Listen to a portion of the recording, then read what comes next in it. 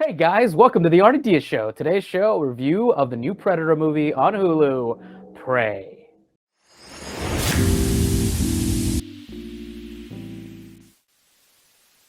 Prey is the latest installment in the Predator franchise, directed by old school podcaster Dan Trachtenberg. The man is really living all of our dreams.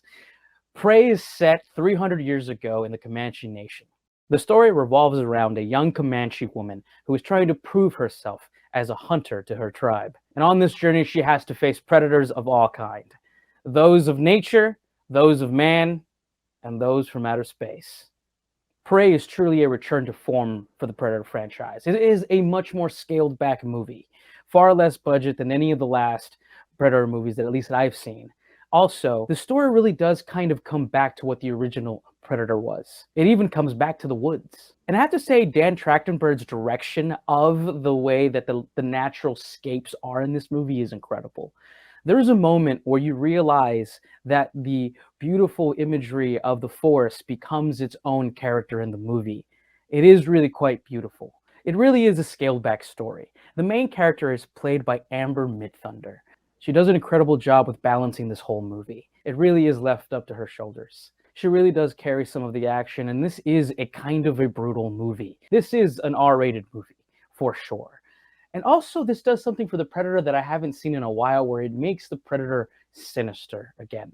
There are some truly horror moments in this film, and some really good thrills as well. The ensemble cast here is fully Native American. A standout is the person who plays Midthunder's brother. His name is Dakota Beavers, who is actually quite good as well. Towards the third act of this movie, it really becomes a story about brother and sister, and you really feel for both these characters and their connection. The effects of the Predator are there, and they're played really well. You can tell that this is a smaller budget movie in that there isn't a lot of effects for the Predator, but the scarcity for which he is on the screen does help his sinister nature. And honestly, the scaled backness of this entire thing really gives it some levity. And Dan Trachtenberg is really good at combining a really solid performance for all of these actors and these really high sci-fi moments that happen throughout the film.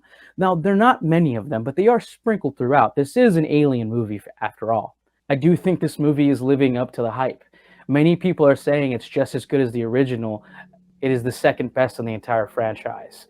Now, I do have a special place in my heart for Predator 2. I think that's actually a really good movie. And I think Predators with Adrian Brody was actually done quite well. That was produced by Robert Rodriguez as well. But this one, yeah, I think this is probably the second best in the entire series. It's just really well put together, and you can tell there was a lot of care with the story and the characters. Amber is given the bulk of the screen time. This is really her movie. And the dynamic that she develops with the Predator throughout the movie, I'm not going to give any spoilers away, is really believable and really adds something new to the Predator mythos.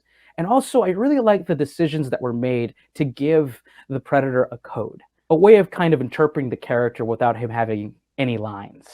It's really well done. And I really do have to emphasize the score is done really well here as well. The sound design is really good too. It all really adds to this really awesome aesthetic that is just brought all together with the amazing forest scapes are in this movie. Really, the forest is a whole character in this movie, and there really is some incredible scenery and great cinematography here as well.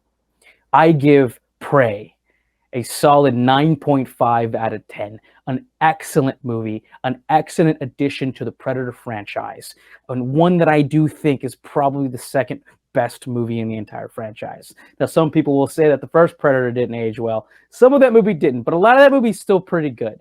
This movie is incredible. Amber Midthunder does an incredible job of balancing the action and the heart of this movie. And the Predator is sinister and scary, and there's some really good horror moments here that I think has been lost in the Predator franchise as well. With an incredible set design, the forest being its own character, and the fact that this is a much more scaled down movie that really is about one thing and getting that one thing done. Thank you for watching.